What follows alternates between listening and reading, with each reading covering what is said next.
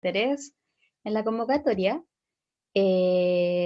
vamos a hacer una breve introducción como para contextualizar en qué, digamos, se basa este proyecto, esta actividad en específico, y quiénes estamos detrás del equipo ejecutivo igual de todas estas iniciativas.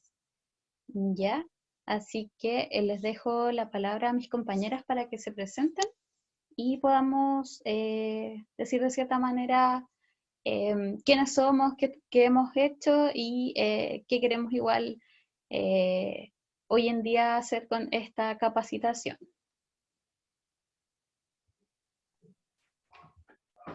Mari Pulamien, Compuche, Incheta Nami Bonoman Pingen.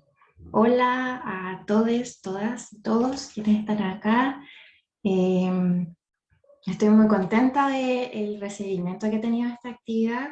Yo soy parte del equipo del Conectando Raíces, que es el proyecto que ha organizado este taller de monitores, y les cuento que el Cultivando Raíces lleva 3 años consecutivos reinventándose, que es un proyecto que tiene iniciativa estudiantil. Somos todos estudiantes de la UD, y que el propósito del proyecto es visibilizar y vincular a los estudiantes de la universidad con las comunidades, con las agrupaciones que hay en el territorio que pertenecen a pueblos originarios y pueblos migrantes desde un punto de vista intercultural. Considerando también que dentro de la universidad habemos muchos estudiantes que somos parte de pueblos originarios de este territorio y parte de pueblos migrantes. Es en el marco de esa inquietud que nace de nosotros que la capacitación de monitores busca precisamente presentarles a ustedes durante las sesiones que vamos a tener, diferentes agrupaciones, comunidades y evidentemente personas que las estarán representando en pos del tiempo. Nos encantaría traer más gente porque en realidad en este territorio habemos muchos, es casi para no creérselo, porque el territorio llamado Litoral Central, Quinta Región, llamado por nuestros pueblos con diferentes nombres, Picumapu, Cuyasuyu, en realidad está lleno de diversidad cultural.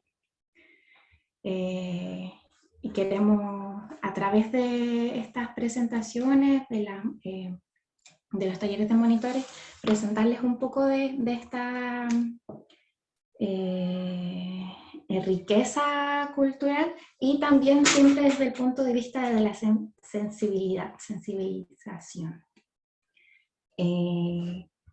Cami, ¿podríamos presentar a quienes tenemos hoy? Ya, Mari Compuche, mi nombre es Camila, yo también formo parte del equipo detrás de este proyecto llamado Interculturalidad UB. El día de hoy vamos a tener 2 personas expositoras. El primero es José Quinteros, que es recién magíster en Historia de la PUCB, y él nos va a hablar un poco de la historia de la migración en Chile. Y después vamos a tener a Ashley Darwin, quien es magíster en Relaciones Internacionales. Ambas personas son parte de la Fundación Integra Valpo, y ellos van a ser quienes nos van a presentar hoy día. Pero antes de eso, quisiera comentarle un par de cosas respecto a esta formación. Esta es la primera sesión y por tanto tiene la temática de migración. Y durante el viernes a las 6 de la tarde vamos a tener nuestra segunda sesión, donde tenemos 2 personas más invitadas, y ese día vamos a abordar la temática de pueblos originarios y género. Y el último día, que es el día lunes, también a las 6 de la tarde vamos a tener un último expositor, y además vamos a hacer una pequeña evaluación, o no lo vean como una prueba, sino como un encuentro donde vamos a poder conversar, vamos a ver quién está interesado en seguir trabajando con nosotros, o a quienes le llamó la atención cierta cosa. La idea es que ese día podamos compartir un poco cómo fue la experiencia de este conversatorio. No sé, chiquillas, si tienen algo más que acotar antes de que puedan empezar los expositores. Jenny, ¿no? Sí, yo quería decir que, por ejemplo, las dudas que vayan teniendo, las pueden ir colocando en el chat y nosotros vamos a estar como atentas para que después de las exposiciones de nuestros invitados, sus respuestas, comentarios, dudas, reclamos, felicitaciones, sean abordadas completamente, ¿ya? Así que ahí ustedes siéntanse en la libertad de ir comentando. Eso.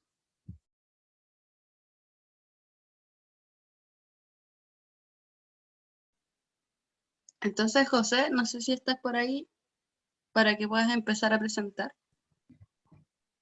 Sí, primero va a hablar Ashley hablándole un poquito de la ONG y su historia. Y ahí Ahí yo está. parto hablando, no se preocupe. Comiencen entonces.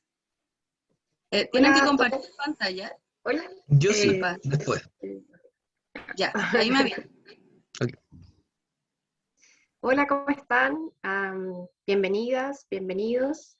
Yo soy Ashley, como me presentaron.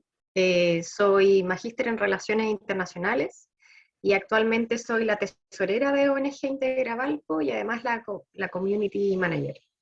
La ONG comenzó en el 2019, nos reunimos con unos amigos, entre ellos está Juan Pablo Briones, que lo veo ahí conectado, que es cientista político, Gigi Liet, que es haitiano, también magíster en Relaciones Internacionales, Otilia, que es magíster en Dirección Pública y otros más, porque veíamos la necesidad de que los migrantes en la comunidad de Valparaíso pudieran insertarse en la sociedad chilena. Es así como comenzamos nuestro proyecto con una encuesta. Principalmente nos interesaba saber sus necesidades y sus intereses.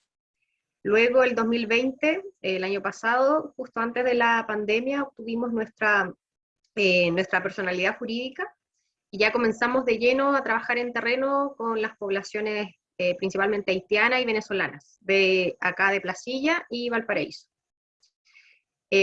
Bueno, si quieren saber más de nosotros, nos pueden seguir en nuestra página de Facebook, somos ONG Integra Valpo, con guión, y también estamos en Instagram y en YouTube.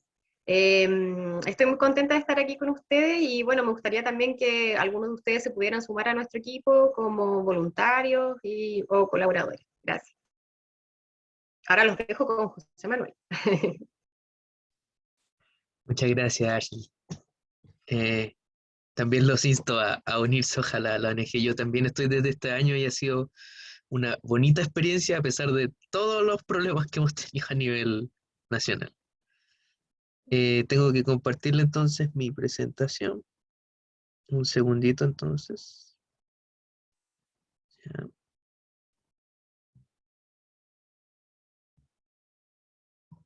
Ahí va a aparecerles. Sí. Aquí desde el inicio. Y a pantalla completa.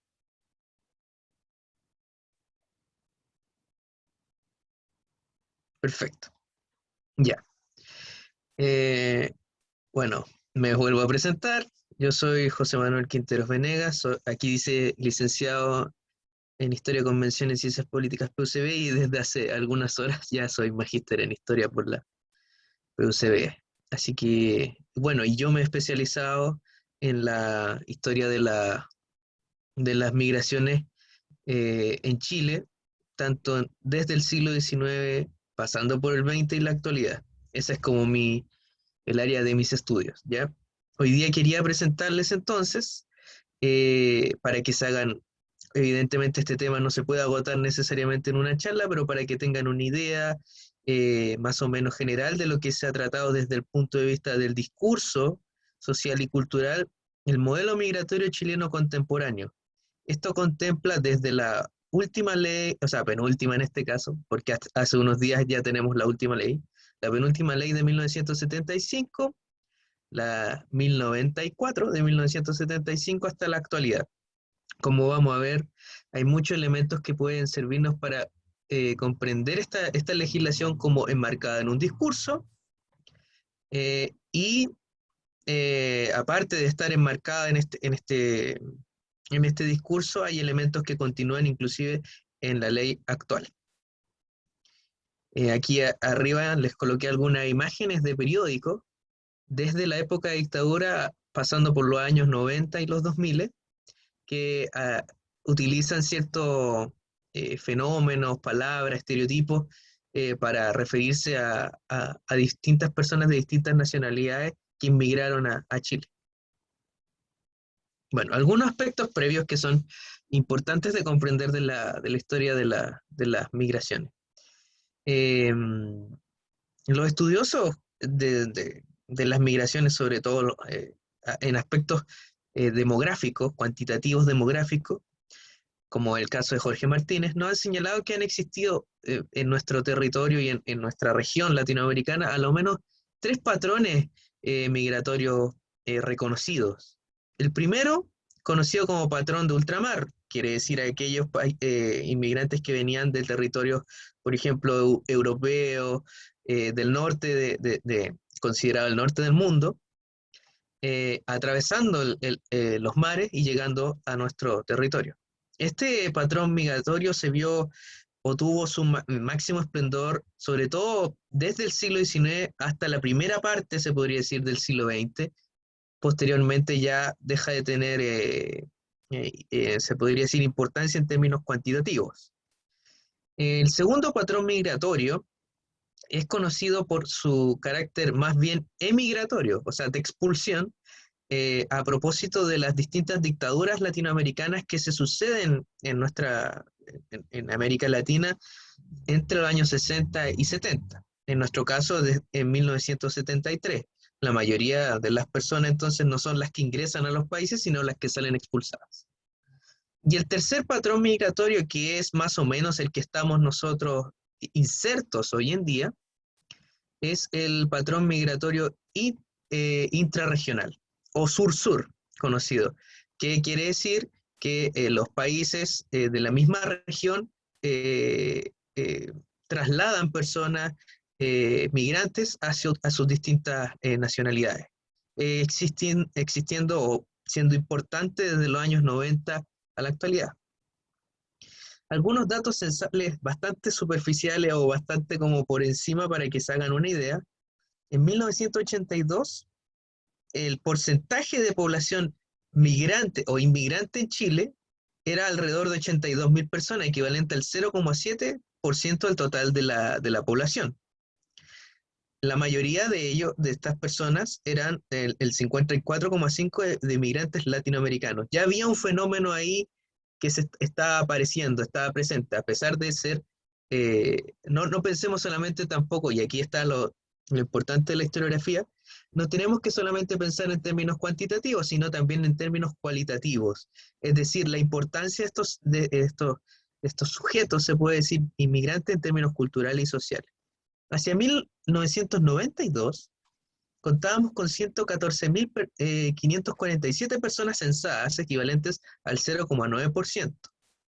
Ya vemos un salto importante hacia el 2002, con 184.464 personas, equivalentes al 0,9% de la población, y se podría decir que en los últimos 15 años ya cuadruplicamos ese número, sobre todo tuvimos un censo el 2012, un censo fallido, un censo abreviado el año 2017, ¿no es cierto?, con 471.285 personas contabilizadas residentes, que equivalen al 4,35% de la población total. Quiere decir que se cuadruplica el nivel, y Chile se transforma entonces en un país mucho más atractivo para las personas migrantes. Entonces, ¿qué le ofrezco hoy en día? Esto obviamente es un tema abierto, por eso se los presento como un problema, como una tesis que yo le ofrezco y unos objetivos para comprender cómo se desarrollará esta charla. El problema central entonces, en términos generales, ¿cuáles son estas construcciones sociales que se han configurado y creado el concepto de inmigrante, o sea, la idea que tenemos nosotros de inmigrantes presentes desde la legislación y las políticas. Evidentemente hay otros ámbitos que tienen que ver con los estereotipos, con la racialización cotidiana, etcétera, etcétera, pero yo me he centrado un poquito, a propósito de la coyuntura de la nueva legislación, a partir de la legislación y las políticas. Entonces, la tesis que le ofrezco yo es que en nuestro país existe evidentemente un constructo social, principalmente de un tipo de lenguaje discursivo que configura este concepto de inmigrante a partir principalmente de la definición instaurada en dictadura, no solamente a partir de la legislación, sino todo el discurso alrededor de, ¿ya? En específico, desde la instauración, como les señalé, del decreto, por supuesto, y este cambio a la vez formó un modelo excluyente. Así lo he denominado, por lo menos yo en mis estudios, un modelo excluyente en ámbitos como lo político-social y lo social-cultural como lo económico, ¿ya? Entonces, ¿qué les quiero demostrar hoy día? En términos generales, cómo se construye este modelo, y en términos específicos, analizar algunas configuraciones sociales y culturales, desde el nacionalismo, la configuración neoliberal del trabajo, y la idea de la familia que existe a partir de dictadura, como para comprender este discurso. Analizar y demostrar la construcción de este modelo a partir de la ley específica de extranjería, los reglamentos de extranjería y los acuerdos con los países involucrados. Aquí tiene que ver mucho con las relaciones internacionales, de las cuales les puedo hablar un poquito más Ashley, pero la forma en que un país se relaciona con los otros también es una forma de hacer un discurso o de demostrar un discurso interno del país. Y evidentemente analizar el peso de estas relaciones económicas y del el mercado del trabajo más contemporáneamente. Entonces, rápidamente, la historiografía nos ha ofrecido entonces un marco teórico para comprender. Aquí ustedes después me pueden preguntar sobre qué teóricos son importantes, qué líneas intelectuales pueden seguir estudiando, revisando en sus casas, porque como les señalo, esto es un tema abierto. Pero generalmente se ha visto la historiografía desde el punto de vista de las historias individuales como grandes sujetos inmigrantes. No sé si en el colegio alguna vez le hablaron de Ignacio Domeyko. En el sur debe ser conocido el apellido Filippi, por ejemplo. Para la gente que es del sur, ha sido tratado más desde el ámbito biográfico, por un lado. Por otro lado, ha estado el estudio de grupos específicos, españoles, italianos, ingleses. Hoy en día hay más estudios, por ejemplo, sobre la comunidad peruana, sobre la comunidad boliviana, de grupos específicos. Ese es un segundo ámbito. Un tercer ámbito tiene que ver más con la historia de en términos de un tiempo muy largo de la legislación migratoria. La teoría social también nos ha aportado distintas formas para comprenderlo. Por ejemplo, modelos que perseveran en el ámbito económico de las inmigraciones. Otros, muy interesantemente, en relación con el tema de la interculturalidad, de la multiculturalidad, son los estudios de raza y género, por ejemplo, en torno a la inmigración. Y otro ámbito son aquellos que combinan los problemas, por ejemplo, de la sociedad desde donde emigra la persona, el sujeto extranjero, y hasta donde llega, que es la sociedad receptora, conocidos como aquellos estudios de atracción y expulsión, o sea, los fenómenos que expulsan personas de un país y por qué se ven atraídos a llegar a otro. Bueno, la ley 1094 de 1975, que, ojo, aunque existe una ley nueva hoy en día, sigue estando en vigencia mientras no exista un reglamento. Y el reglamento tiene un plazo de 1 año completo para ser dictado, como también la formación del nuevo Servicio Nacional de Migraciones. Por lo tanto, mientras tanto nos rige la ley anterior, la 1094, que tiene 2 reglamentos, el propio de 1975 y el más reciente, que se podría decir el que está hoy en día, el de 1984. Ahora, si bien aquí traté de esquematizarles de una forma, esto lo saqué de mi tesis de grado, porque consideraba que es bastante esquemático, gráfico y comprensivo. En la dictadura se trata de volver a establecer, en quiebre con la época anterior, porque la época anterior, estamos hablando de la época de la Unidad Popular, que existió entre 1970 y 1973, y obviamente todo el esquema en el colegio se los pueden haber pasado como en la época de los 3 tercios, que estuvo la democracia cristiana gobernando, estuvo la derecha de Alessandro Rodríguez, y obviamente la izquierda en el proyecto de la Unidad Popular bajo el gobierno de Salvador Allende. Bueno, la dictadura, después del golpe militar del 11 de septiembre de 1973, busca prontamente, ya desde los principios de 1974, el escrito Los Principios de la Junta Militar, establece volver a un modelo, se podría decir, de chilenidad perdido, entre comillas. Un modelo que establecía a los chilenos en categorías como la raza chilena, aquella raza blanquecina, ya comprenderán ustedes, y aquí hay personas de ciertas de comunidad y de pueblos originarios, comprenderán que no es así, pero se trataba de establecer a los chilenos desde la dictadura como algo más, una visión más pura, ¿ya? La idea de patria, una juventud que se reflejaría en los valores militares. Por eso aquí pongo la batalla de la Concepción. Hay el evento de Chacarillas, por ejemplo, que es tan conocido y que ustedes pueden haber escuchado en algún momento, que se hizo en 1977, que llamó a distintas personalidades del mundo, de la cultura, de la política, a hacer como un abrazo hacia los valores de la dictadura. Está basado, o está en conmemoración con la batalla de la Concepción de 1882, donde habrían muerto 99 jóvenes. Se vuelve esta cultura, esta raza, se impone desde el punto de vista de la juventud.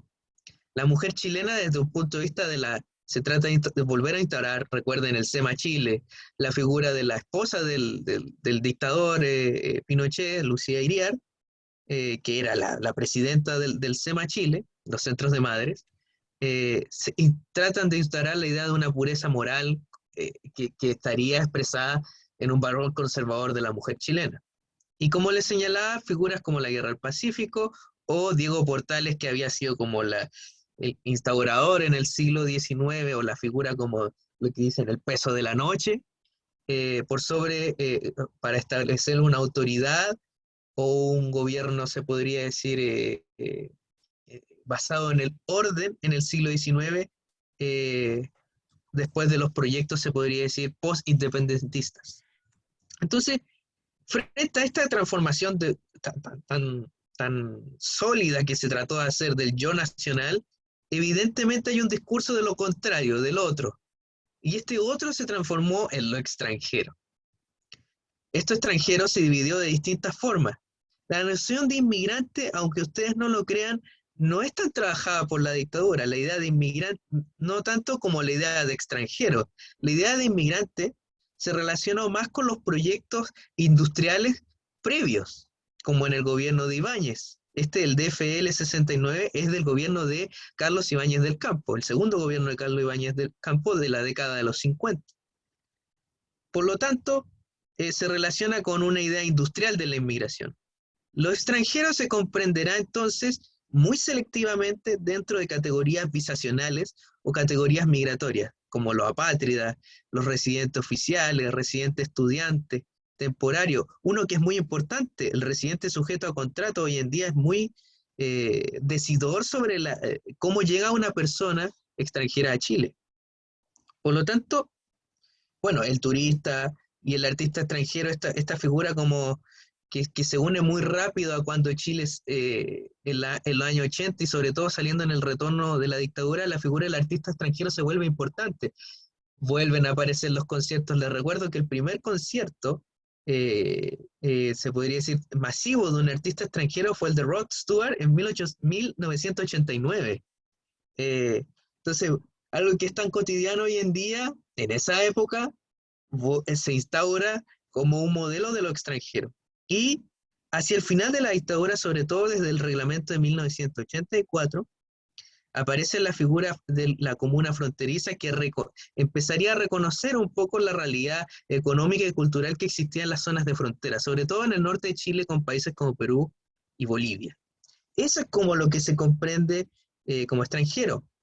El artículo 29 de la ley y sobre todo la especificación del artículo 51 del reglamento habla sobre personas que serían consideradas útiles para entrar al país. Personas que tendrían que ver con el ámbito del empresariado, personas que tendrían que ver con el ámbito específico de una cultura, la cual sería aceptada por la dictadura, no todo tipo de cultura. Personaje eclesiástico o diplomático, por ejemplo. Esos son los que quedan claramente establecidos. Por lo tanto, es bastante selectivo y no es un modelo ni una política necesariamente para comprender de apertura, a no ser que sea aquella que traiga réditos económicos. Y aquí nos vamos a la relación de este tipo de leyes con otros principios, los principios económicos. El mismo año 1975, y esto tienen que tenerlo como bastante claro, el mismo año 1975 es el año en donde se establecen las primeras leyes económicas que habrían instaurado lo que hoy en día se conoce como el modelo neoliberal económico en Chile. Sobre todo, aquí se los coloqué también en este esquema, la Ley Orgánica de Administración Financiera del Estado, que queda expuesta en la Ley 1263 de 1975, y otros tipos de artículos y decretos ley. Se hace al mismo tiempo. ¿Por qué? Porque este tipo de principios económicos tienen una noción de extranjeridad. Eso es lo interesante, una visión de lo que será permitido y lo que será fomentado a que llegue al país. Entonces, aquí les coloco a modo de ejemplo para que tengan una visión rápida, ¿cuáles son estos principios fundamentales? Por lo menos para Manuel Antonio Garretón son 7. Una idea individual extrema, o sea, los sujetos iban a ser seleccionados en cuanto individualmente aportaran a la sociedad chilena. La primacía de la idea de libertad en torno a esta individualidad.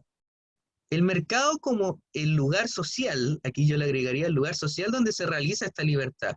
No sería el espacio público, no sería el espacio ofrecido por el Estado ni el trabajo, sino que el mercado. La desigualdad como una cuestión natural, cosa que está tan hoy en día en discusión, era un principio. El capitalismo como el motor de la historia, o sea, si se fomenta el capitalismo, se va a avanzar ¿hacia dónde? Hacia el progreso. Recordemos que estamos en el siglo XX, donde surgen estas cosas. En el siglo XX todavía están estos ideales que hoy en día no existen, o sea, o están caídos, estos ideales hacia ideas como hacia un futuro en el progreso. En este caso, en la vía del capitalismo. Y la intervención estatal atentaría contra el orden social del mercado. Aquí aparecen los principios del Estado subsidiario. Y la sumisión del régimen político a la dinámica económica. Por lo tanto, todos estos ámbitos significaron cambios en las políticas del Estado durante el régimen militar. Cambio en la política fiscal, en el ámbito financiero, en el comercio exterior y en la privatización de muchos medios de producción. Aquí empieza la gran venta o adquisición privada de empresas que habían sido del Estado o adquiridas por el Estado y revendidas. Y la privatización del sistema previsional que hoy en día está tan en boga con lo de los retiros. Entonces, esa idea queda refrendada, por ejemplo, en que si bien ya en dictadura hay un discurso bien fuerte fomentado por el régimen, muy notorio, en la prensa si ustedes la revisan es muy notorio, al retorno a la democracia pareciera ser que nos abrimos hacia el mundo, de otra forma. Pero este discurso, y aquí yo hablo del discurso sumergido, se sumerge. Imaginémonos que aparece, sigue existiendo, pero con otros términos, con otras formas de pensarlo, con un lenguaje, aquí es lo que la teoría llama el racismo cotidiano, quiere decir, no es una forma abierta de decirlo, pero sí, apunta a símbolos que seguían siendo el mismo discurso. Por lo tanto, sigue siendo muy economizado en ese sentido. Por eso hablo yo de un discurso sumergido con el retorno a la democracia. Y eso se ve, por ejemplo, en que se sigue fomentando esta relación individual con los estados, por ejemplo, en 1991. El primer país de la región con que hacemos un tratado es Ecuador, 1991. y hay ciertos cambios. El cambio en la categoría de días ininterrumpidos para conseguir alguna visa, la regionalización eh, se podría decir, del sistema migratorio a través de la categoría de habitante fronterizo y la tarjeta nacional fronteriza. Eso es fundamental que lo entiendan. Y cómo eso simbolizó se podría decir, la migración hasta hoy en día. Ahora, concepciones más actuales, pero que no necesariamente son hegemónicas ni dominantes hoy en día en la concepción de la inmigración que tenemos. Fundamental fue el instructivo presidencial número 9 del 2008 durante el primer gobierno de Michelle Bachelet. ¿Por qué? Porque se integra en este instructivo que no se transformó necesariamente en ley, no aportó a la ley que tenemos hoy en día tiene su origen más bien en el proyecto presentado en el primer gobierno de Sebastián Piñera el 2012. Bueno, este instructivo integraba la idea de migración internacional, una migración en torno a los derechos. Lo que sí sucede, que aquí quedó mal escrito, pero es refugiado la palabra, lo que sí sucede es que el año 2009 se instaura la categoría y una ley específica, la 20.410, perdón, el 2010, perdón, la ley 20.410, que establece el estatuto de refugiado. Eso sí sucede. Si hay un cambio y se reconoce esta situación en donde, como comprendemos, un refugiado es una persona que se ve obligada a salir de su país porque está amenazado desde el punto de vista político, desde el punto de vista social, desde el punto de vista de su vida y de su salud, que está bastante bien categorizado. Ahí sí hubo un cambio. El año 2010. Ahora quería hablarles un poco en estos últimos minutos, antes de pasar a la nueva ley, de la laboralidad. Existen distintas convenciones reconocidas por Chile en torno al tema de la laboralidad.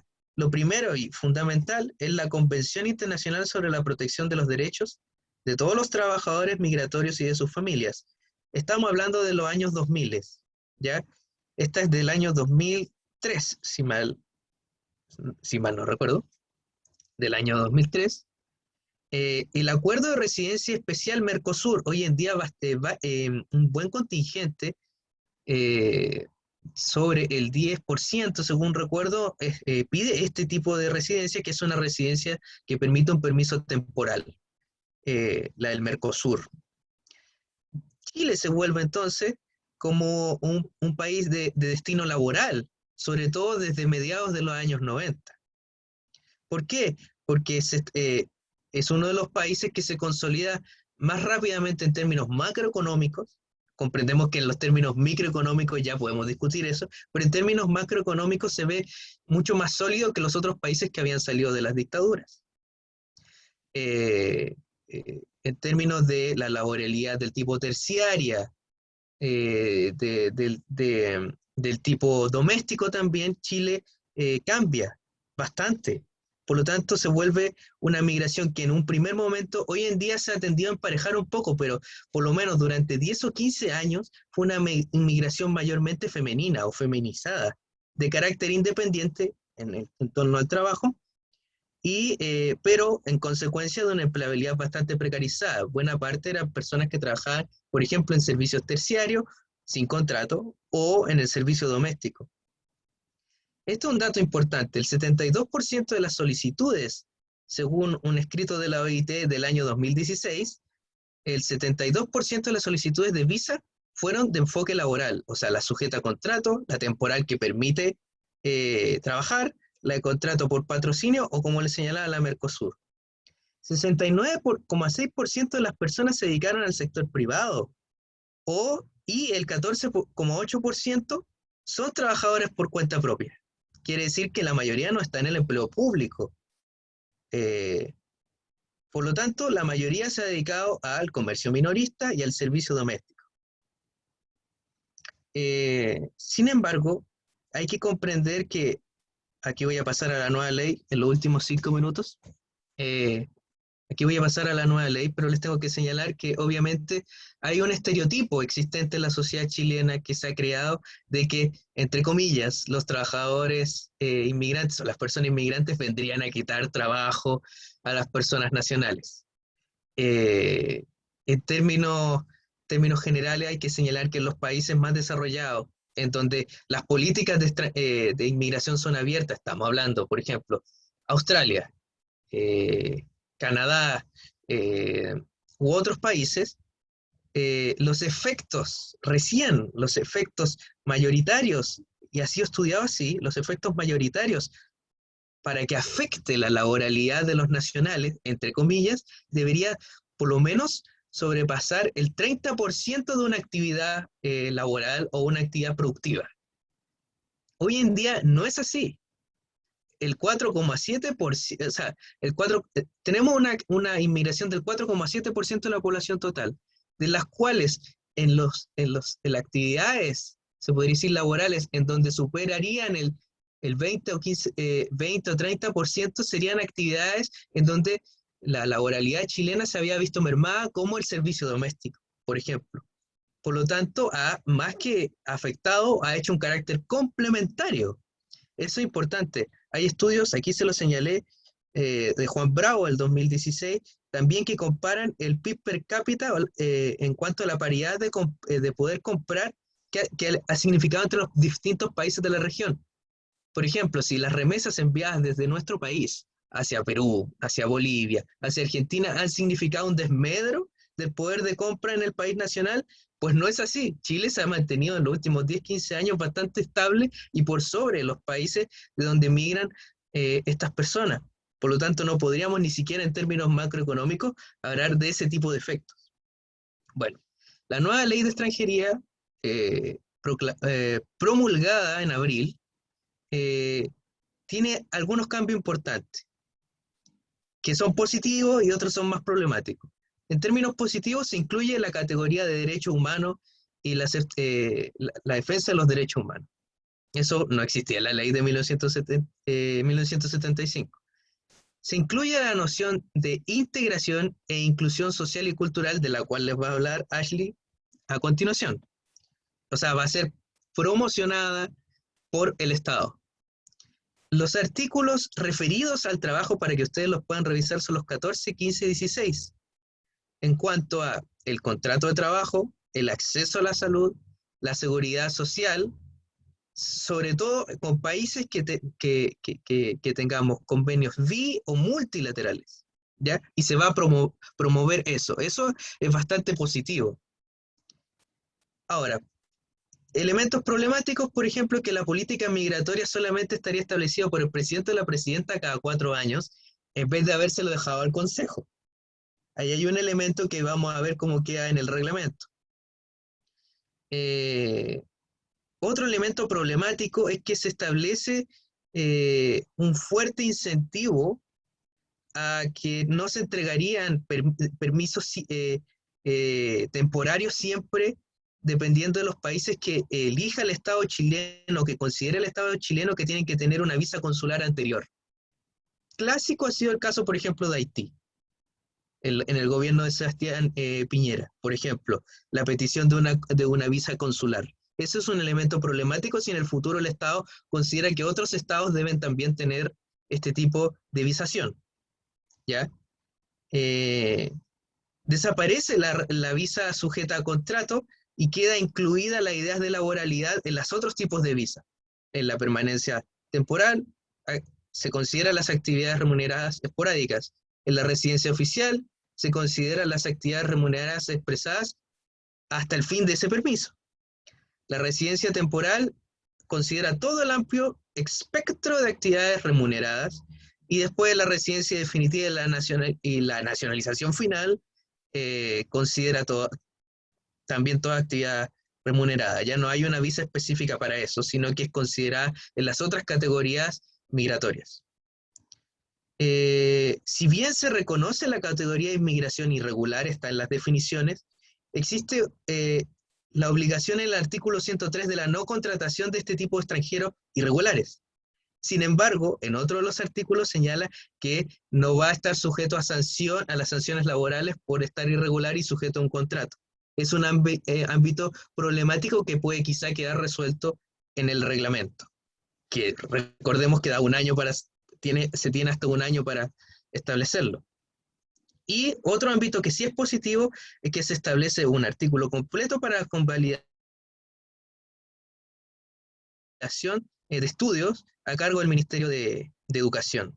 Eso en términos generales. Por lo tanto, vemos que no se han desechado, en conclusión, necesariamente los ámbitos económicos que promulga el Estado en ese sentido. Sigue siendo más apuntado hacia una inmigración netamente laboralizada, desde una vista de lo que sería preferido por este Estado. Un Estado con su forma neoliberal hoy en día. Sin embargo, existen ámbitos, como les señalé en esta nueva ley de extranjería, que sí han sido tomados, sobre todo en cuanto al enfoque de derechos, la integración social y cultural, y el comprender ciertas situaciones como la categoría irregular, por ejemplo, o la convalidación de estudios que sí ha sido positiva. Entonces, como pueden ver, es un plano de avances por un lado y de mantenciones por otro. Eso les quería señalar hoy día. Muchas gracias. Muchas gracias, José, por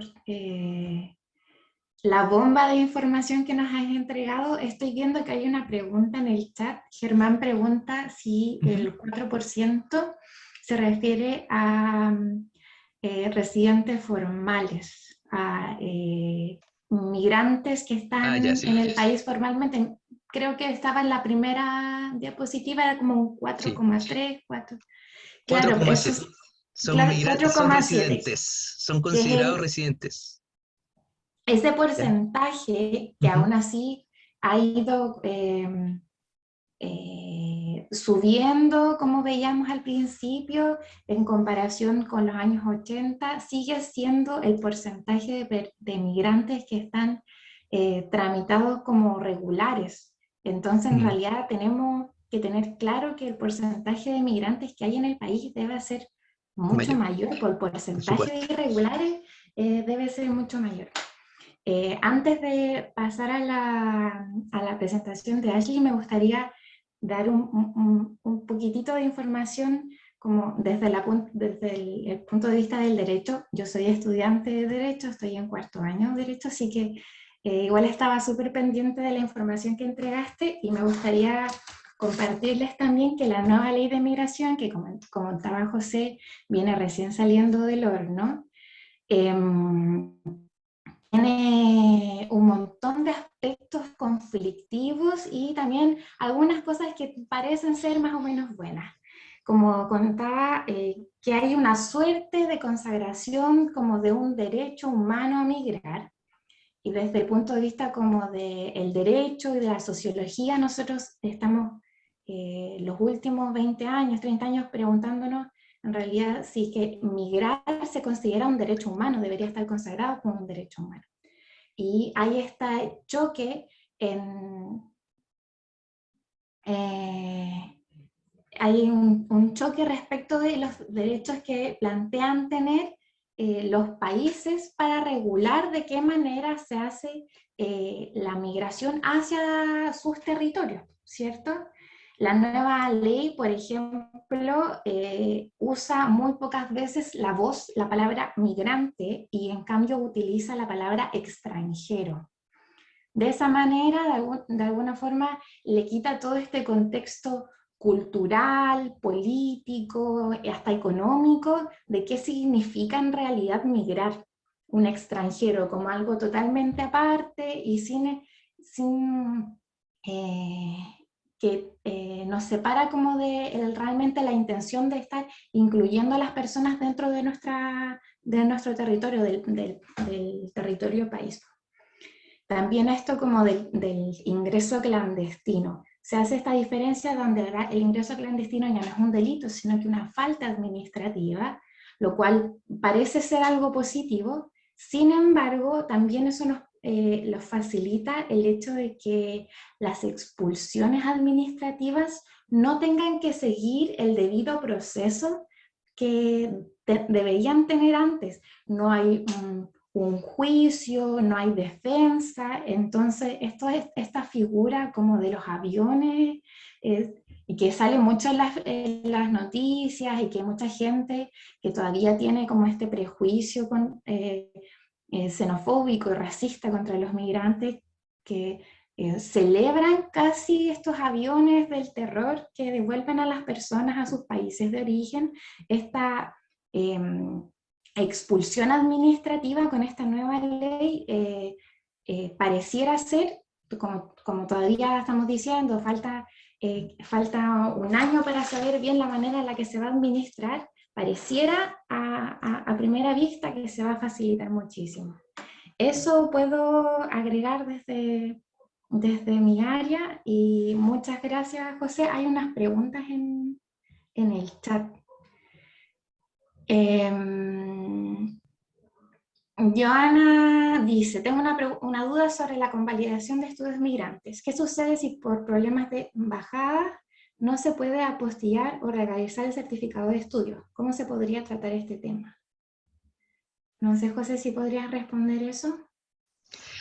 O sea, a primera, como no soy especialista, no te podría decir exactamente cómo hacerlo, pero por lo menos la legislación, y bueno, y más encima todavía no está el reglamento, por lo tanto tampoco sé si se va a considerar ese problema.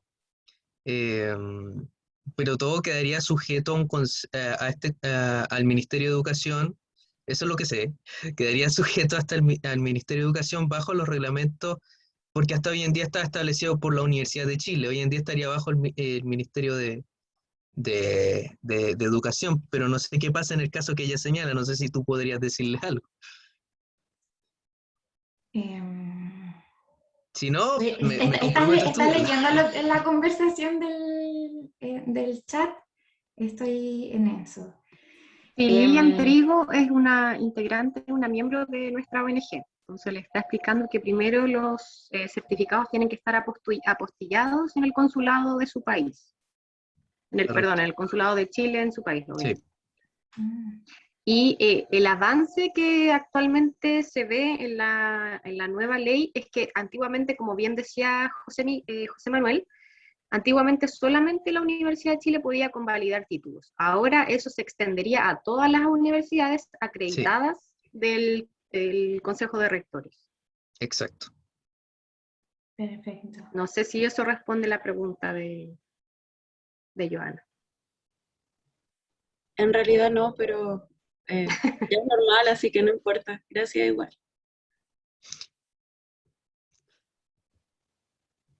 ¿Alguien más tiene algún comentario o pregunta? ¿Alguna duda? De no ser así, ¿podríamos seguir con la presentación de Ashley? ¿Sí? Yo tengo una duda. Hola a todos, gracias por la presentación y está bacán, interesante todo. Que tengo la siguiente duda, ¿qué sucede con ya una persona migrante que está aquí en Chile y se ven vulnerados, ponte tú, sus derechos humanos? ¿Qué pasa con esa persona? ¿Dónde puede acudir? Eso. Bueno, por favor. Sí, perdona que te interrumpa. Dale, Bueno, dale. tú también puedes complementar. Dale. Bueno, hay que saber dónde vive esa persona. Si es de la comuna de Valparaíso, está la oficina de migrantes de la Municipalidad de Valparaíso. Esa municipalidad está dirigida, perdón, esa oficina está dirigida por Ingrid Robert, y ella se encarga de todos los casos de derechos humanos, de violación de derechos. También el tema de las personas que entran sin documentos, que no tienen visa, ella se encarga de ver esos casos también, de escolarización de los niños. Así que sería importante saber si pertenece a la comuna de Valparaíso o no. Ah, ya. ¿Y en caso de que no sea de Valparaíso? Bueno, de ser así, entonces habría que averiguar de qué comuna es, ver si en esa comuna existe una oficina de migrantes, y si no, también podríamos verlo con la misma ONG y hacer un reclamo de cuáles son sus derechos, porque, por ejemplo, si están siendo vulnerados sus derechos de salud, se puede acudir al OIR del Ministerio de Salud, dependiendo de qué derechos nos están siendo vulnerados. Ah, ya, perfecto. Muchas gracias.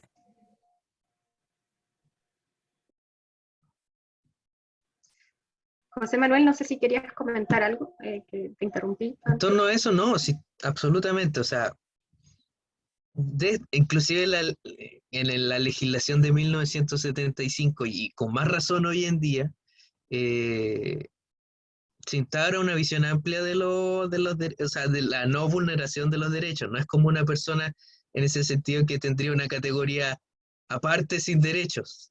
Hoy en día, en términos de los derechos de salud, los derechos de previsión, los derechos de educación sobre todo, están consagrados por la Constitución. Por lo tanto, no es como, no pueden ser vulnerados en ningún sentido. Y si lo están siendo, eh, la autoridad en general tiene potestad sobre evitar esta situación. Por lo tanto, absolutamente de acuerdo.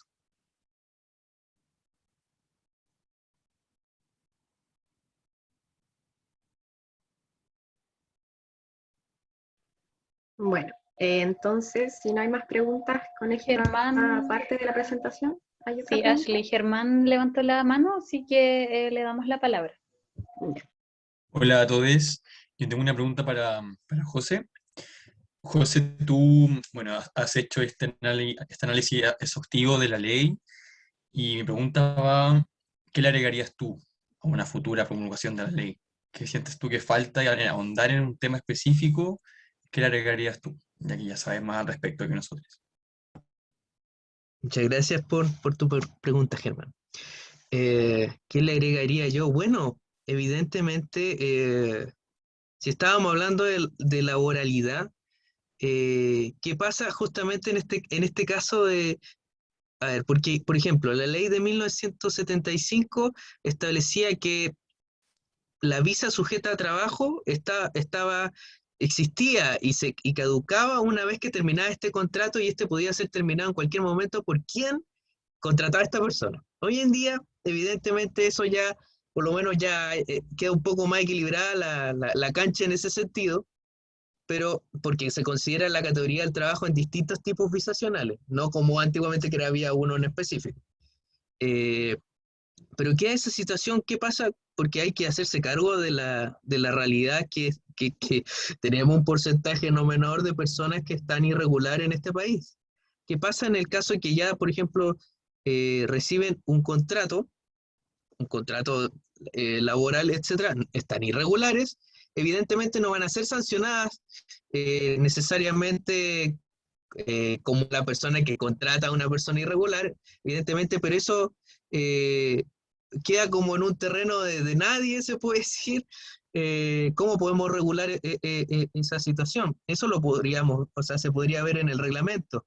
Eh, por ejemplo, en el reglamento del 75 o del 84, después se establecieron específicamente cuál era la situación en donde se consideraba una persona sujeta a contrato, cuál era la persona deseable que tuviese ese contrato. Estamos a la espera. Y lo que decía Noemí, claro, estamos en esa disyuntiva un poquito ya, se reconocen derechos, se reconocen los derechos universales, los derechos humanos universales, por supuesto, pero aún así, eh, como señalaba, se comprende más desde una visión de la extranjeridad, más que de la inmigración. Una inmigración quiere decir una persona que viene con toda su cultura y no solo individualmente. Ahí está un poquito lo que hablábamos del lenguaje económico dentro de las leyes. Un extranjero es una persona otra, lejana, distinta a este país que viene individualmente. En cambio, la idea de inmigración como derecho, por último, no inmigración a secas porque ahí ya nos referimos a un montón de otros significados, pero por lo menos la inmigración como derecho o la inmigración internacional comprende como yo vengo con mi cultura a otro país. Y eso obviamente no lo rescata esta ley. Esta ley es un avance, sí, Ajá. pero no es necesariamente eso.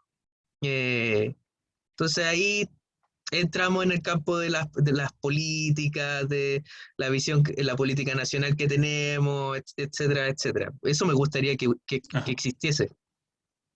Ajá. Muchas gracias. Por eso nueva constitución, entonces. Ya, vamos a darle la palabra a Yasna y de ahí vamos a darle la continuidad a Ashley, ¿ya?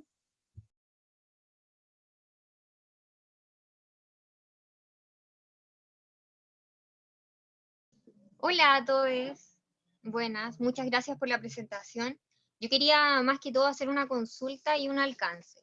El alcance era con respecto a lo que decía la compañera acá, Lilian, creo, en el chat, que decía que el derecho a la salud y la educación es para todos, o todes.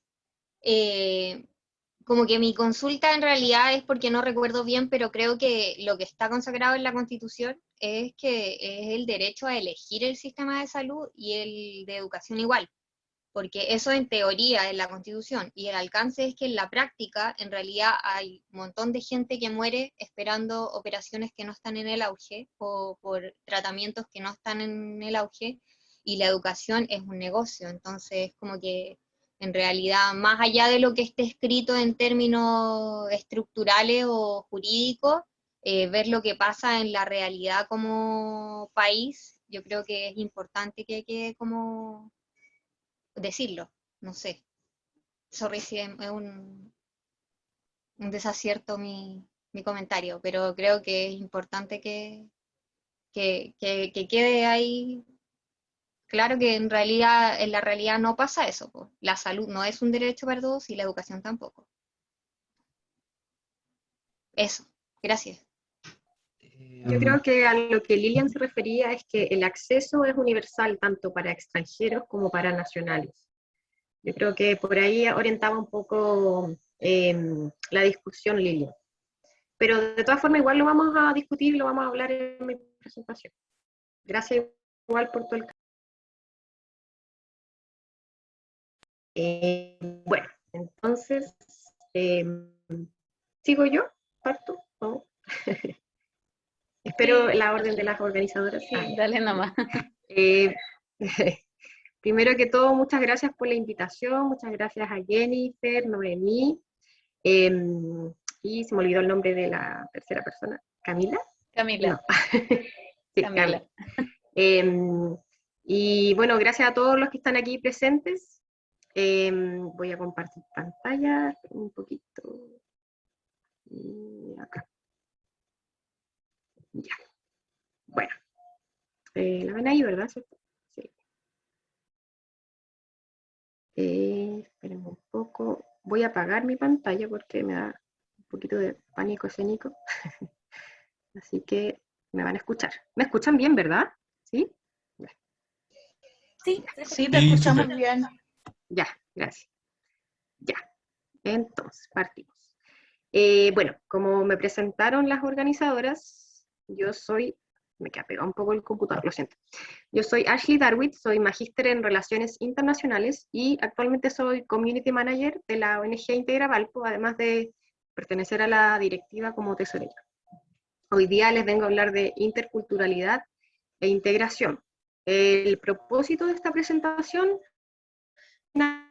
es como no irnos tanto en profundidad de los conceptos, de la historia, porque eso ya lo vimos con José Manuel, sino que ir más a la práctica.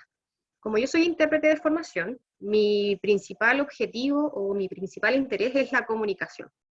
Es como, aunque suene cliché, es como establecer puentes entre distintas culturas, ¿ya? En el idioma siempre se ve esta visión de otro, pero también se ve lo que se puede compartir. Entonces, por eso los intérpretes funcionan como una especie de puente entre una cultura y otra.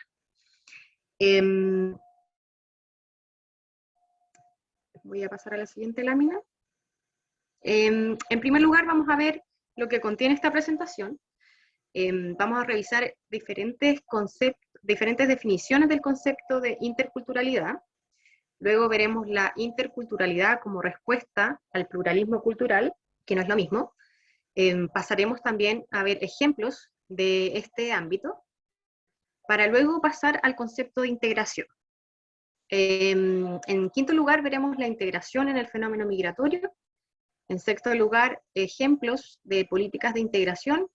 En séptimo lugar, el MIPEX. Y finalmente haremos una pequeña actividad y luego pasaremos a las conclusiones. Bueno, el objetivo de esta presentación es concientizar sobre las diferencias entre culturas y las maneras de convivir en armonía, dar cuenta de la inclusión de migrantes en una sociedad. ¿Y cuáles son los resultados que yo espero y que las organizadoras esperan? Es que exista una convivencia entre diversas culturas de manera de crear conciencia de nuestras diferencias, pero también afianzar nuestras similitudes.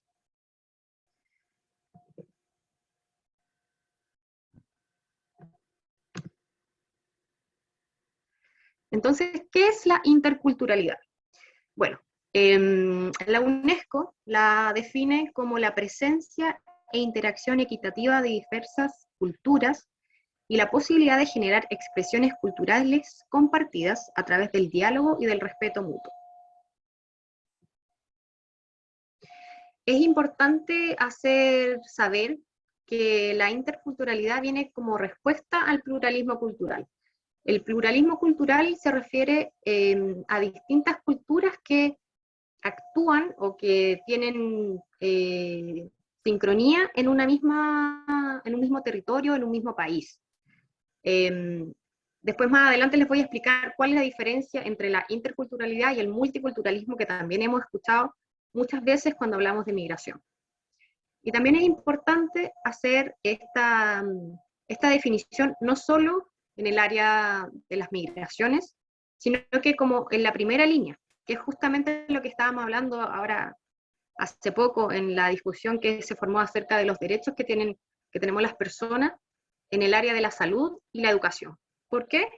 Porque los migrantes, al llegar a un país nuevo, y digo migrantes porque prefiero esta expresión a la palabra inmigrante, porque el migrar cualquiera lo puede hacer, cualquiera puede, engloba la palabra migrante, engloba todo lo que uno puede representar. O sea, el inmigrante, cuando uno habla de inmigrante, como que está tratando de extranjero.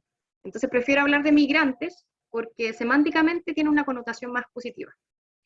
Y cuando llegan a un país de destino, llegan a utilizar los servicios de salud y los servicios de educación. Servicio entre comillas, obviamente. Entonces actúan como la primera línea. Por lo tanto, la comunicación intercultural tiene que estar presente en estos dos ámbitos, sí o sí. Aquí yo igual me enteré que hay alumnos, parece que de enfermería o del área de la salud. Entonces, después me gustaría también poder conversar con ustedes y ver la importancia del lenguaje no verbal a la hora de interactuar con personas extranjeras. Bueno, también en el área de la educación también es súper importante porque es como que también la primera línea y donde tenemos contacto con los niños, con las niñas y adolescentes. En el área de la salud, la interculturalidad se define como la relación entre culturas dinámicas, en la cual existe necesariamente reciprocidad, voluntad y horizontalidad, reconociendo que hay espacios de encuentro donde se pueden negociar y otros donde se mantienen las especificidades respetando las diferencias, mejorando la salud de ambos pueblos, ganándose espacios desde los pueblos originarios y cediendo espacios desde las instituciones oficiales. Es importante señalar que la interculturalidad surge en Latinoamérica y luego pasa a Europa, principalmente con el rescate de los pueblos originarios. Después el término como que se amplía y se empieza a extender a la gente migrante, pero en primer lugar partió como una respuesta a este compartir con los pueblos originarios. Luego la definición de educación, esta es una definición que elaboró el propio Ministerio de Educación en Chile, se define como el horizonte social, ético y político en construcción, que enfatiza relaciones horizontales entre las personas, grupos, pueblos, culturas, sociedades y con el Estado.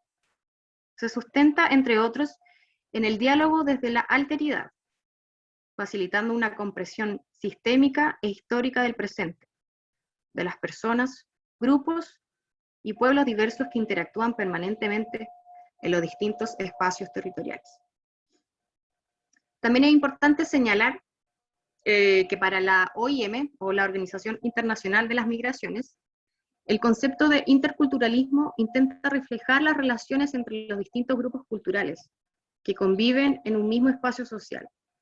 Además, no solo reconoce la existencia de la diversidad cultural, sino que también celebra el encuentro entre culturas y el diálogo entre ellos. ¿Y cuál es la diferencia entre el multiculturalismo versus el interculturalismo? Bueno, la diferencia radica en el origen por una parte, y la forma en que se ve el compartir las culturas. El concepto de multiculturalismo surgió a finales de los años 60 en Canadá, y se originó principalmente para referirse a las tres culturas que funcionaban en ese país, en su realidad, que era la francófona, la anglófona y la aborigen. Más tarde este término se amplió y se empezó a abarcar, a propósito de las comillas puertas abiertas del gobierno de Canadá, para incluir también a la gente migrante. Y asimismo hace referencia a las variadas ciudadanías segmentadas por cultura, lengua e historia que se hallan dentro de un Estado democrático. En la actualidad no se prefiere, bueno, esto está a finales de los años 60, luego estuvo en boga en los 70, 80, y en los años 90, mediados de los años 90, empezó a surgir el otro concepto de interculturalidad. Actualmente el concepto de multiculturalismo se asocia como la idea de una foto fija, es decir, donde la sociedad están como que los grupos están así estancados y no hay contacto entre ellos, ¿ya? Y muchos detractores del multiculturalismo se refieren a que el problema de esta forma de enfrentar la diversidad es que se forman guetos, donde la gente se aísla y se mantiene en su diáspora en vez de compartir con otros grupos étnicos.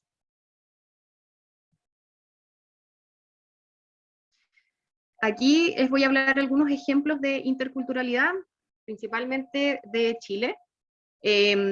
Por ejemplo, en el área de la salud existen los facilitadores culturales. De hecho, Guy Gilliet, que es presidente de nuestra ONG, él trabaja como facilitador intercultural en el Hospital Carlos Van Buren. En la guía de la Organización Internacional para las Migraciones, que se llama Guía para el Desarrollo y Fortalecimiento de Habilidades en Comunicación Intercultural, aparecen ciertas sugerencias para poder mejorar nuestra comunicación con personas de otros países. Y una de ellas es que hay que tener en cuenta la comunicación no verbal. Los sentidos de los seres humanos, los gestos, las expresiones, el movimiento de las manos al hablar, las pausas, eso nos indica mucho, no solo el mensaje como tal, sino que nos indica mucho del trasfondo de lo que nos quiere decir. Entonces esto es como súper importante para los equipos de salud y también para los facilitadores interculturales, de tenerlo en cuenta y de interiorizarlo. Ahora bien, en la educación se recomienda tener un enfoque intercultural bilingüe, ya sea que rescate elementos del criolé, del mapudungún, o expresiones venezolanas, que también tienen expresiones distintas a la del chileno, o los chilenismos. Y es importante incluir a las familias como actores valiosos en el proceso de enseñanza y aprendizaje. Como les comentaba, en esta guía aparecen 3 reglas básicas para entrenar la comunicación intercultural. Luego, cuando les envíe la presentación a las organizadoras, les voy a incluir también el PDF de la guía para que lo puedan tener como material de consulta. La primera regla tiene que ver con enriquecer la propia competencia comunicativa. Estar atento o atentes de todos aquellos datos no lingüísticos que también comunican, como les comentaba, el tono de la voz, los movimientos, las pausas, los titubeos, los silencios, ciertos signos de confusión, todo eso es lenguaje no verbal que nos está indicando lo que nos quiere expresar la persona. También nos señalan y nos sugieren que debemos interesarnos por la cultura de la otra persona. O sea, no basta con acercarse a otra persona de otra nacionalidad y preguntarle cómo está, sino que también preguntarse qué la llevó, no sé, por ejemplo, a vivir a Chile, o qué hacían, cuáles son los bailes típicos de su país, cuál es la comida típica, interesarse por la cultura de esa persona. Y a la vez, reflexionar sobre los propios contenidos de nuestra cultura, ¿ya? Porque tenemos que tomar conciencia del bagaje cultural con el que nos comunicamos con otros.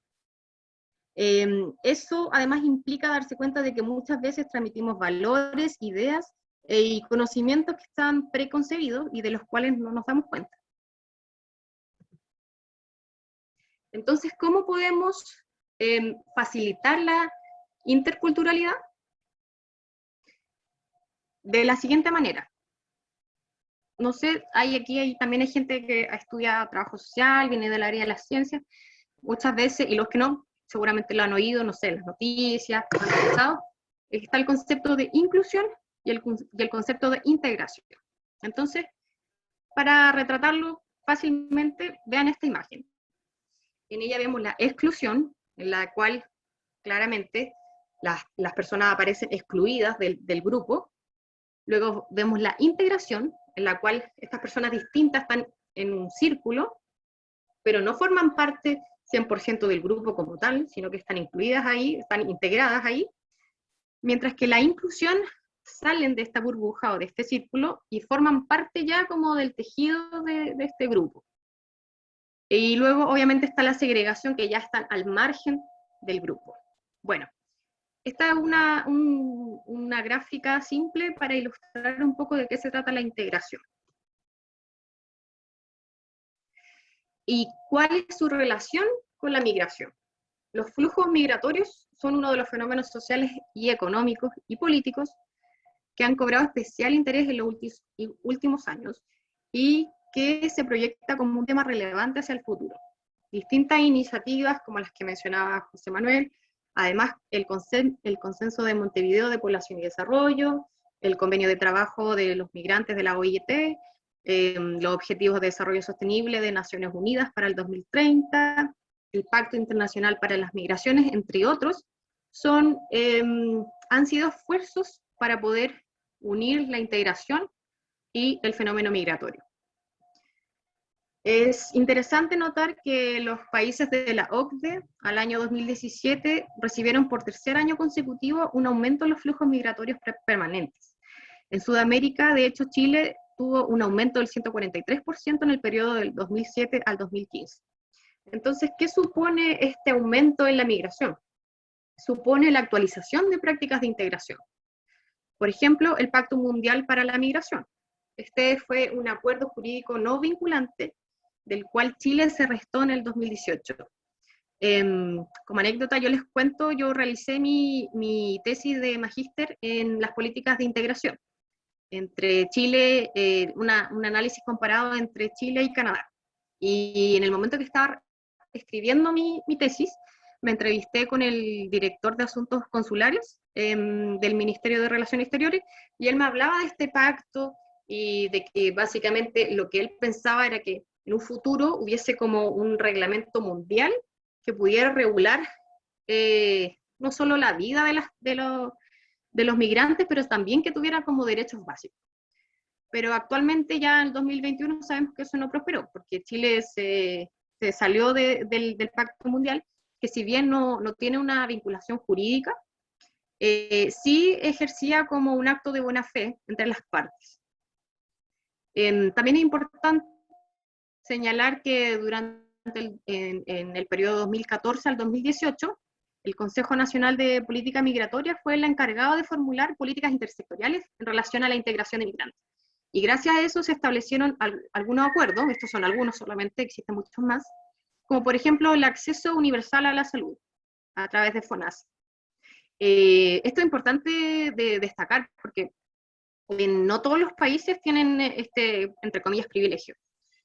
De hecho, esto no solo aplica para personas que entran documentadas, ya sea con visa de trabajo, visa por reunificación familiar, refugiados, etcétera, sino que también aplica para la gente indocumentada.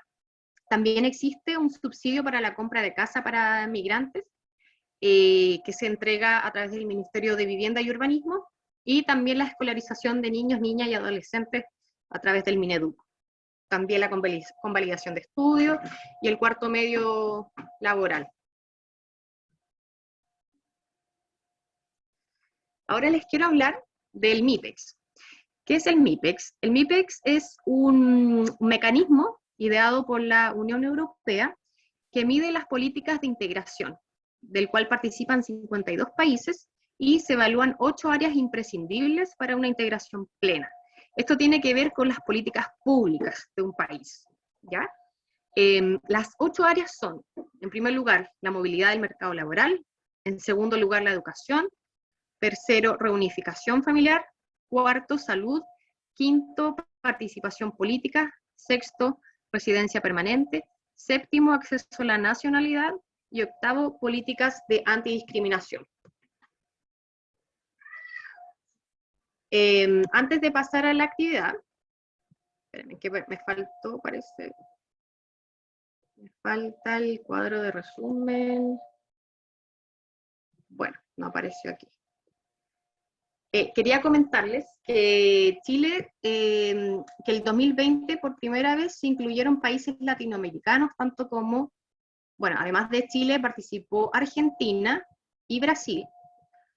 Y Chile se encuentra en el número 54, ¿ya? Y está por detrás de Brasil y por detrás de Argentina. Ahora me gustaría pasar a la siguiente actividad, así que ojalá que puedan participar algunos, y quiero que vean esta imagen. Seguramente ustedes lo habrán visto en las noticias últimamente. Esta imagen que apareció de una doctora, aquí tratando de ser haitiana para agarrar un bono, ¿ya? Y me gustaría hacerles una pregunta. La primera tiene que ver qué estereotipos y prejuicios vemos en esta publicación. Así que les voy a dejar la palabra a ustedes para que me puedan responder. Y después seguiré con la presentación. Obviamente da a entender de que si eres migrante, y en este caso haitiano o haitiana, te van a facilitar el acceso como económico, como si no lo merecieran ellos, de cierta manera. Eso siento que está intentando decirnos. Como Claro, la frase típica de, pero si están en Chile, a los migrantes los favorecen más que si están en sus propios países. Como esa frase siento que se ve en esta especie de publicación. Sí, sí, concuerdo. ¿Alguien más tiene alguna otra opinión con respecto al prejuicio, al estereotipo? Yo no sé si esto esté correcto, pero me llamó la atención que relaciona el tener la piel oscura con ser de un país. Claro, exacto. Y también relaciona como ser negra, ser pobre, ser haitiana. Ajá. También. Como burlándose de esa situación. Sí. Sí, bueno, todo lo que han comentado las compañeras es correcto. No sé si alguien más quiere opinar. Sí, Ashley, también el hecho de que no solamente están diciendo que todos los inmigrantes tienen derecho a los bonos, etcétera, sino que hacen mayor énfasis en los haitianos por el tema de raza. Uh-huh. Bueno, claro, efectivamente todo lo que ustedes dicen es correcto. O sea, básicamente por el hecho de tener la cara de cierto color, se asociaría como un estado de vulnerabilidad, lo que sería un prejuicio, y un estado como de aprovechamiento que decía una de las compañeras también. Ahora, ¿qué elementos consideran ustedes que hacen de esta, comillas, broma, un acto discriminatorio? Que está haciendo blackface, Ujú. que es como cuando la gente Apropiamiento estereotipa cultural. rasgos, sí, estereotipa rasgos como para hacer como que es parte de cierta cultura. Sí. ¿Y por qué sería discriminatorio? Yo creo que más que una apropiación cultural, yo creo que, bueno, esa doctora nefasta está promocionando como estereotipos errados de una cultura. Y al final lo único que está Ujú. logrando es segregando. O sea, bueno, y a la vez se está burlando y mofando de la cultura en la cual está tocando ella. Entonces al final eso yo quiero recalcar. Yo creo por mi parte que ella está entregando estereotipos muy errados que al final lo único que logran son segregar, más que incluir. Ujú. Y ahora, ¿qué componentes ustedes creen que agravan la situación? Ya conocemos que es una doctora, funcionaria pública. Justamente el cargo que tiene, la responsabilidad que tiene como funcionario. Ujú. Y más en atención al público, como cirujana creo que era. Claro. Da igual eso, pero más que nada como su rol. Sí, es que al ser funcionaria pública es un agente que puede violar los derechos humanos de las personas. Entonces, al hacer como este tipo de discriminación y de exclusión, puede caer en eso. O sea, es como lo que ella representa con su posición. Lo Claro. lamentable también es que ella tiene un cargo, o sea, trata diariamente con personas de diferentes orígenes, entonces que ella lo vea como un chiste es como que una falta de criterio. Ujú. Sí. Yo Claro, quería justamente. comentar Ujú. que, agregando lo que comentaban mis compañeros, también siento que es una situación sumamente grave, debido a que ella por su profesión de por sí, uno se cuestiona que también a lo mejor va a atender a un paciente si llega con nacionalidad haitiana. Entonces se crea Ujú. ese cuestionamiento, si es que ella al momento que llega un paciente va a tener ese prejuicio o no.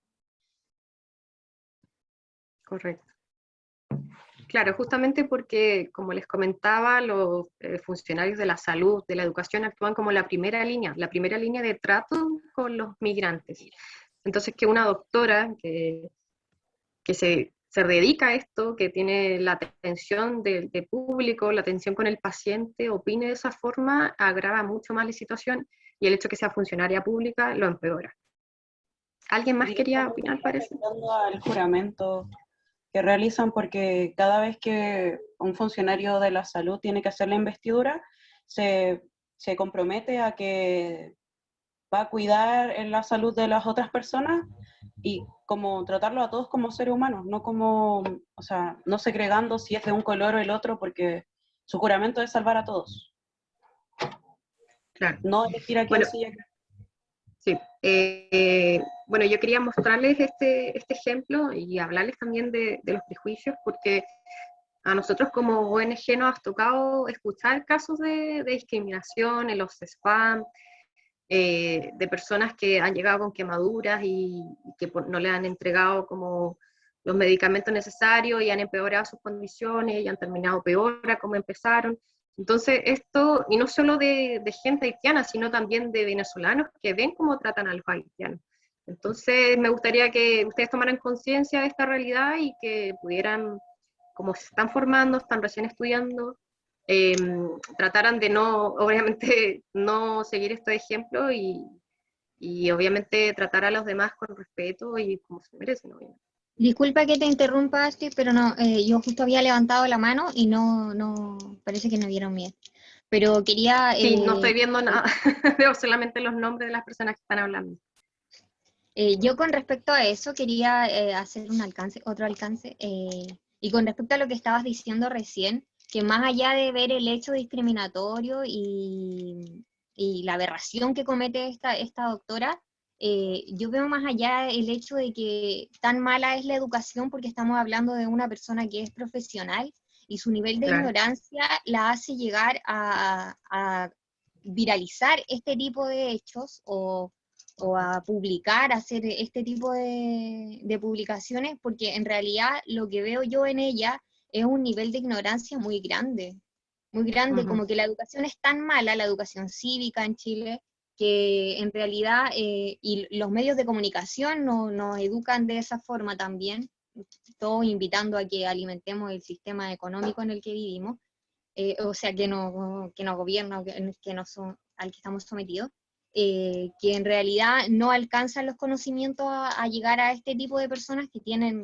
un estatus como para que pudieran ampliar sus conocimientos y tratar a las personas como se merecen, a todas con los mismos derechos. A eso voy yo, como que quizás podría, no sé, yo lo veo desde el aspecto en el que como que estoy estudiando yo, como que... ¿Qué estudias tú? Cine.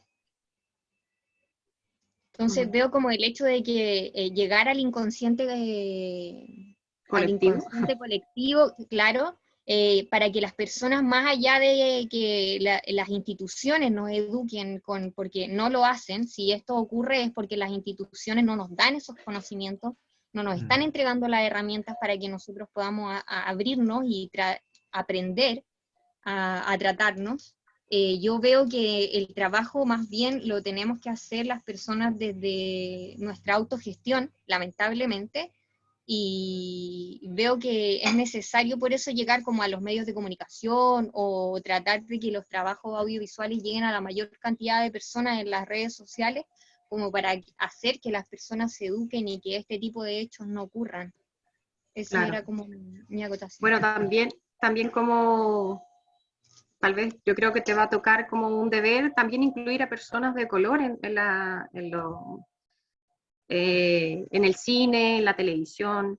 Mientras más se expongan a las personas, no lo van a ver como algo distinto, como algo raro, como el otro, ¿cachai? Más van a estar conscientes de que son igual que nosotros. Sí, disculpa que te interrumpa.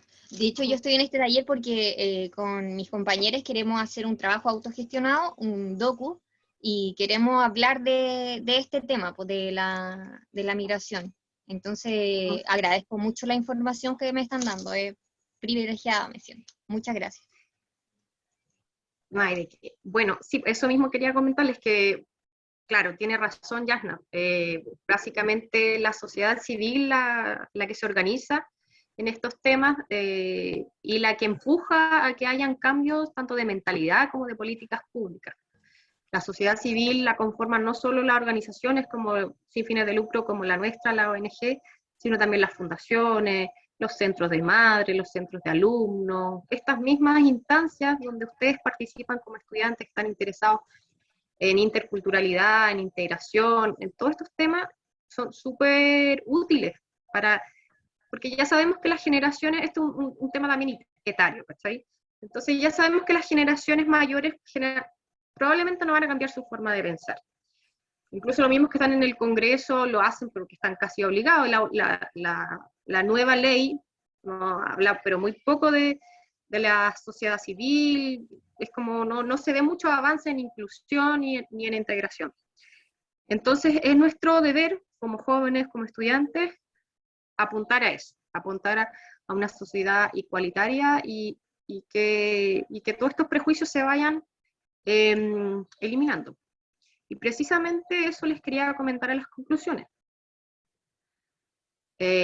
Bueno, en primer lugar, que la interculturalidad es una respuesta a la diversidad de culturas dentro de un mismo territorio y que permite el intercambio entre diferentes grupos étnicos para poder crear experiencias en común, a diferencia del multiculturalismo, que va creando como fotos, como guetos de distintas culturas. Y la integración permite la incorporación de los inmigrantes en la sociedad, y Chile tiene que seguir avanzando, no solo en la integración, sino que en la inclusión de los migrantes en nuestra sociedad. Finalmente, los que le comentaba, que la sociedad civil es la encargada de avanzar en la inclusión de migrantes, porque no solo depende de las instituciones y de las políticas públicas, sino que también de la sociedad civil organizada. Les quiero agradecer su tiempo, su atención. Muchas gracias.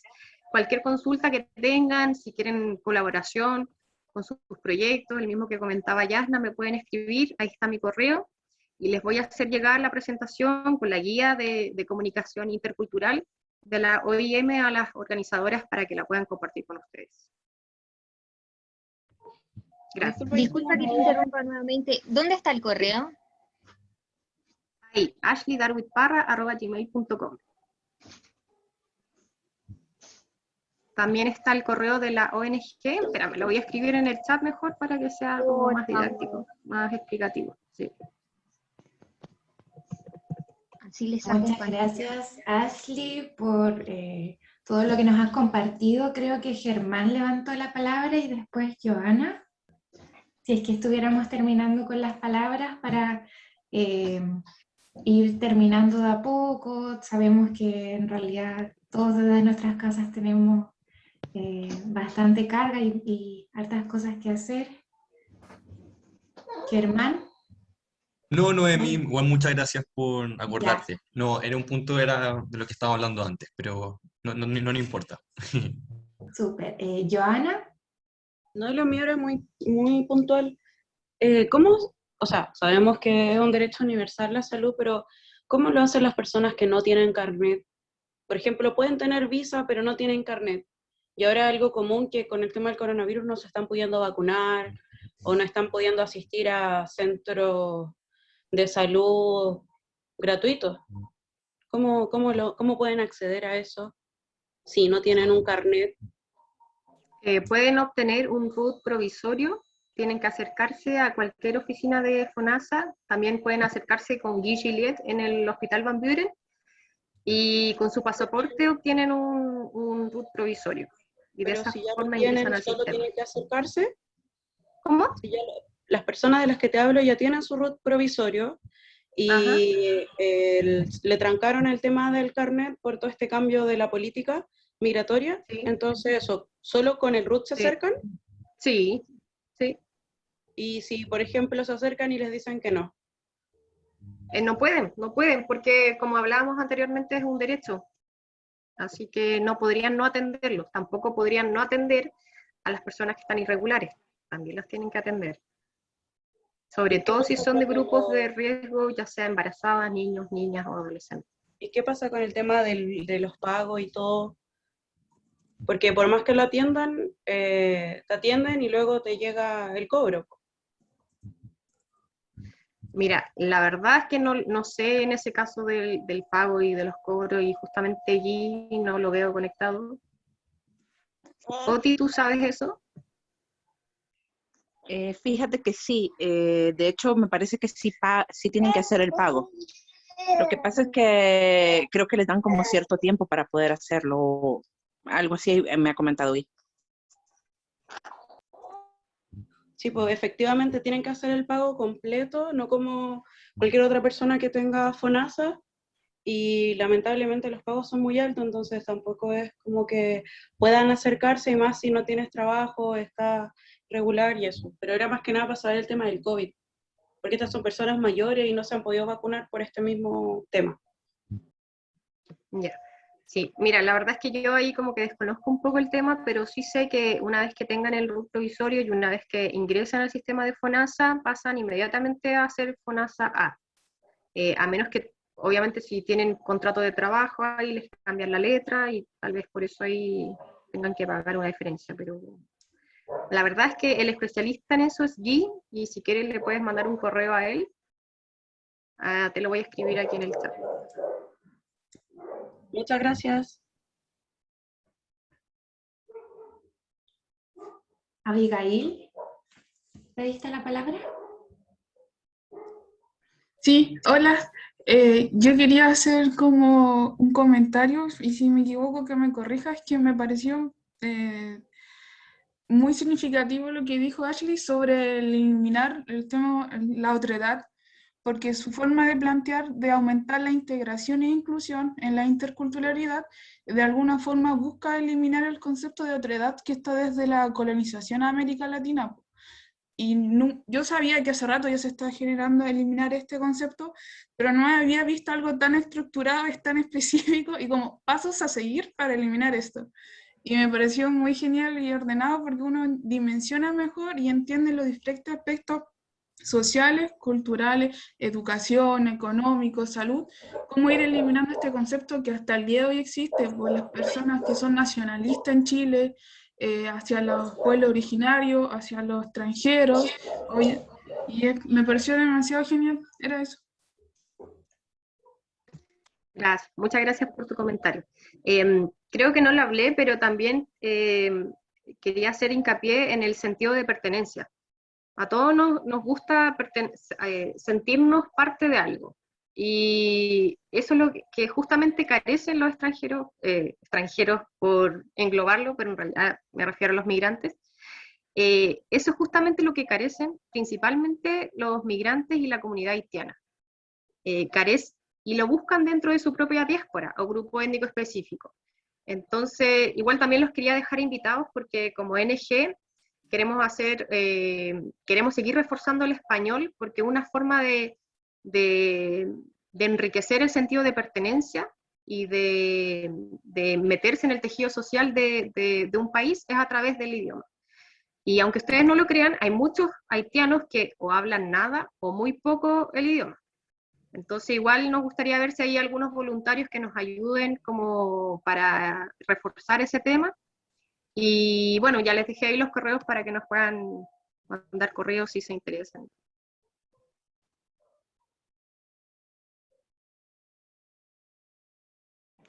Súper.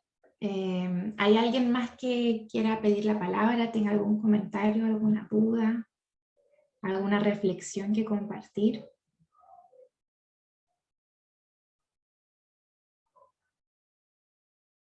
De no ser así, me parece que ya estaríamos en la hora.